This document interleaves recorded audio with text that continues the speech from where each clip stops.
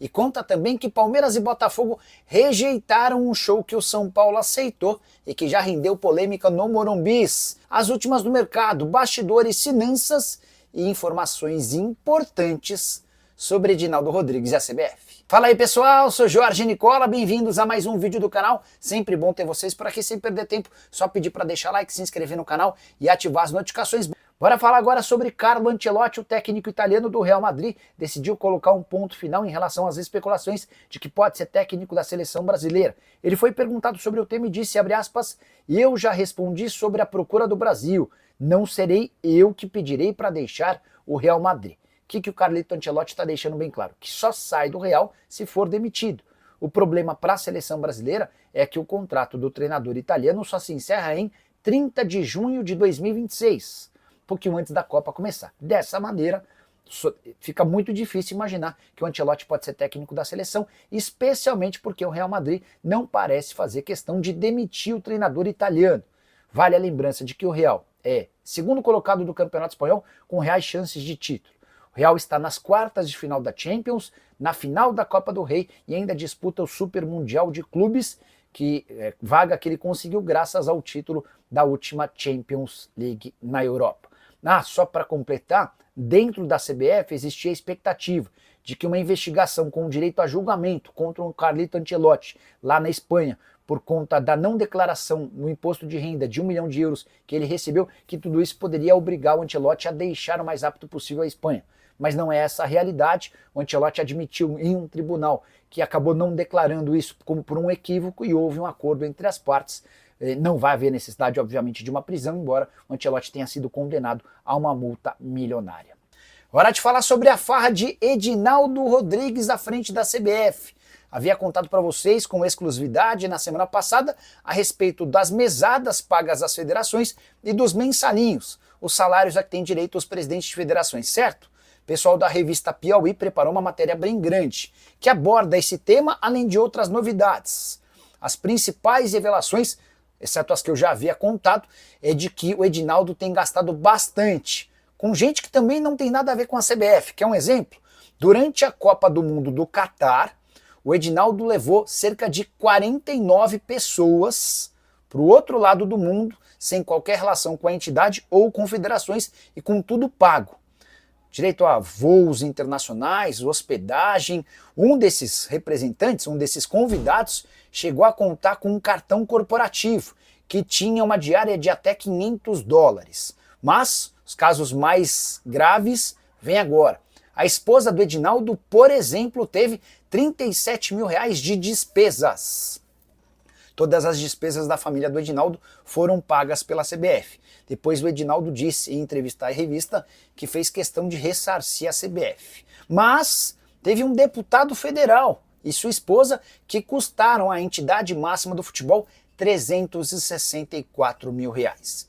Vejo com muita tristeza esse tipo de notícia, porque enquanto muitos clubes de futebol no Brasil agonizam por falta de suporte e apoio da CBF, que, por exemplo, não organiza Série Z, F, G, H do Campeonato Brasileiro, há essa gastança como nunca antes vista. De acordo com a revista Piauí, funcionários antigos da CBF admitem que esse tipo de comportamento na entidade máxima do futebol é recorrente, mas nunca gastou-se tanto quanto na última Copa do Mundo. Hora de falar sobre Jorge Jesus e a seleção brasileira. Completa nessa sexta-feira uma semana desde a demissão do Dorival Júnior e, ao que parece, não há pressa na CBF para escolha ou para o anúncio do novo técnico. Isso tem a ver com a condição do JJ, que já disse à Confederação Brasileira de Futebol que quer trabalhar na seleção, mas nesse momento ele não pode deixar o Al Hilal. Tem um outro ponto importante. A multa rescisória do Jorge Jesus vai caindo conforme se aproxima o fim do seu contrato. O vínculo se encerra em 30 de junho, embora exista um aditivo que permitiria a permanência dele até o mês de julho, por conta do Super Mundial. Na virada de março para abril, a multa rescisória caiu para 5 milhões de euros. Na virada de abril para maio, a multa rescisória cai para 3 milhões de euros. E é também por isso que a CBF não tem tanta pressa. Vale a lembrança de que o Brasil só volta a jogar na data FIFA do mês de junho, quando recebe o Paraguai e visita o Equador. Importante contar também que o Jorge Jesus tem compromissos super importantes entre os dias 25 de abril e 3 de maio. São confrontos da Liga dos Campeões da Ásia. Todos os jogos acontecerão numa mesma sede em Riad, na Arábia Saudita. No Campeonato Saudita, informação importante. O time do JJ, o Al Hilal, perdeu nessa sexta-feira para o Al Nassr de Cristiano Ronaldo, se complicando na tabela de classificação. O time aparece 4 pontos atrás do Al Ittihad, que joga nesse sábado, tendo a chance de aumentar para 7 pontos a vantagem, o que torna ainda mais simples a saída do JJ lá do futebol saudita. Hora de falar sobre o Palmeiras. Jogo contra o Sporting Cristal terminou na quinta, mas segue repercutindo nas redes sociais, especialmente da repórter Janice de Castro, que já trabalhou comigo em outros lugares. Hoje ela é repórter do Paramount Plus e foi a responsável pela cobertura no estádio da vitória do Palmeiras contra o Sporting Cristal por 3-2. Acontece que depois da partida a Janice fez 2 perguntas duras, uma para o Richard Rios, outra para o Estevão. Para o Richard, ela perguntou se ele não estava incomodado na condição. Ela nem perguntou, ela afirmou que o Richard Rios havia perdido a posição.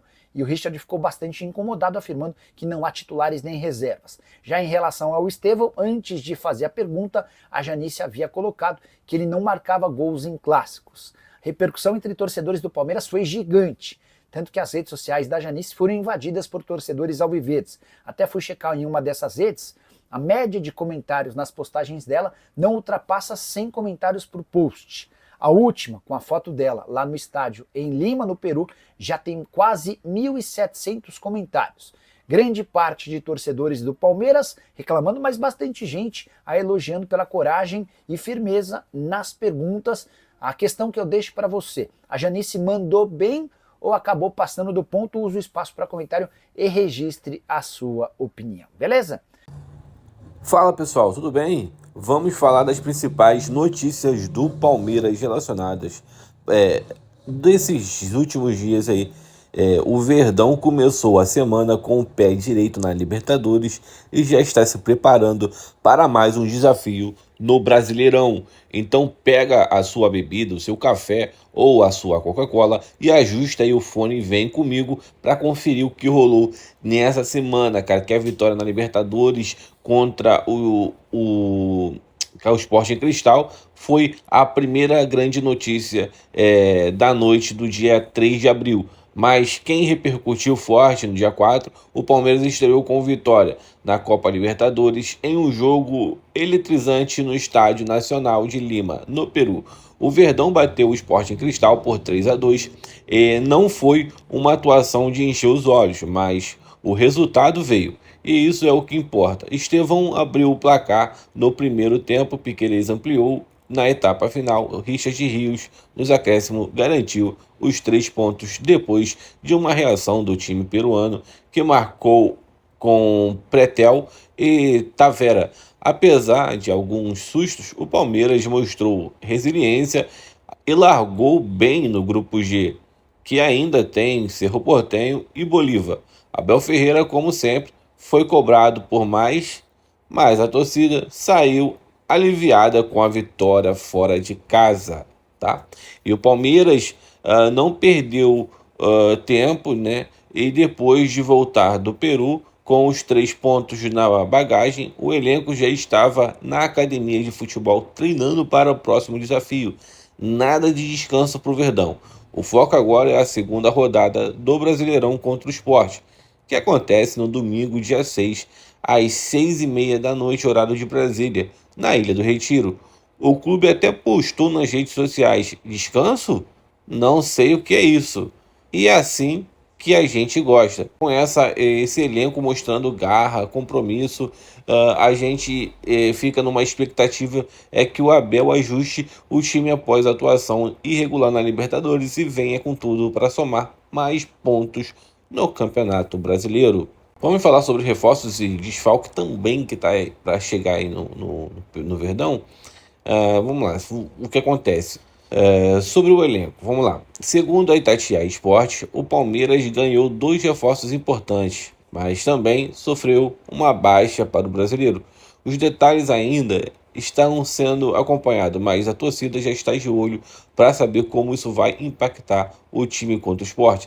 Será que temos novidade na escalação? Abel Ferreira deve soltar a escalação só mais perto do jogo, mas o que se sabe é que o Verdão está se mexendo para manter o elenco competitivo em todas as frentes. Essa que é a verdade, né? Essa que é a verdade mesmo. Vamos lá. O clima é de análise e expectativa. A vitória na Libertadores foi o destaque em vários portais, como o UOL e o Placar, que elogiaram o resultado, mas apontaram que o Palmeiras precisa evoluir no desempenho. Estevão, que perdeu um gol incrível perdeu um gol incrível, mas depois se redimiu, marcando, foi um dos nomes mais comentados. Enquanto isso, a torcida já está aquecendo os tambores para os jogos contra o Sport. E a chance de emplacar uma sequência positiva mostra que o Verdão vem forte em 2025, tanto no Brasil quanto na América do Sul. E essas foram as principais notícias do Palmeiras, tá? Uma vitória suada na Libertadores, preparação intensa para o Brasileirão e movimentação no elenco. O que você achou? Deixa aí a sua opinião e aí também o seu comentário, que é muito importante. Não esquece de curtir e de se inscrever no canal para ficar por dentro de toda e tudo sobre o Verdão. Valeu, rapaziada, um grande abraço, até a próxima e vamos que vamos.